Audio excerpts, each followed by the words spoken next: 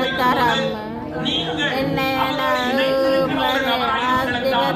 அந்த தைலம் ஊற்றப்படும் போதெல்லாம் உங்கள் இருதயம் பொங்க ஆரம்பிக்கும். ஏன் தெரியுமா?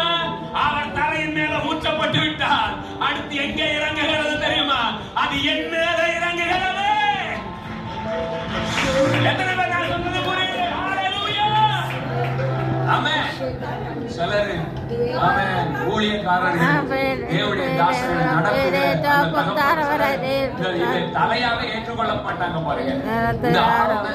தலையாவே ஏற்றுக்கொள்ள மாட்டாங்க. டிஸ்கனெக்ட் ஆகி இருப்பாங்க. சர்ச்சுக்கு எல்லாம் வருவாங்க, நம்ம கூட தான் இருப்பாங்க. பண்ணும்போது இப்படி பேசிட்டே இருக்கும்போது அந்த பேசுற அந்த தகப்பனை ஃபேஸ் டு ஃபேஸ் உங்களால பார்க்க முடியல அப்படின்னாலே எங்கேயோ பிரச்சனை இருக்குன்னு அர்த்தம். என்னை கவனிக்கிறீங்களா? இருக்கீங்கன்னா ஒரு அல்லேலூயா சொல்லுங்க.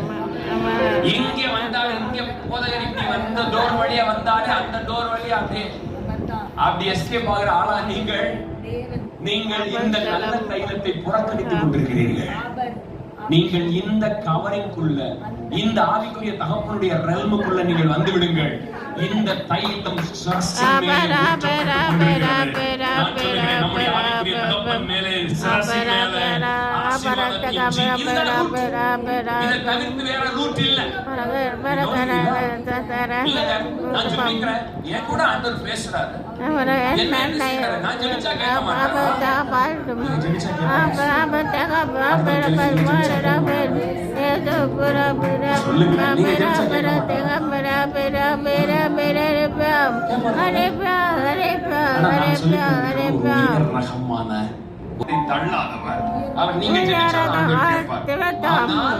நான் சொல்லுகிறேன், உங்கள் சந்ததியாய் உங்களை ஆசீர்வதிக்கக்கூடிய ஒரு ஜீவன், ஒரு ஆசீர்வாதம் ஆரோனுடைய சிரசின் மேல் இருந்து வழிந்து கொண்டிருக்கிறது.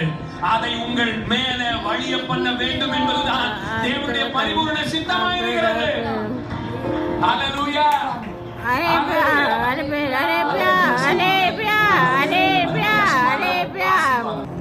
எனக்கு தெரியுது என் லைஃப்ல எங்கேயோ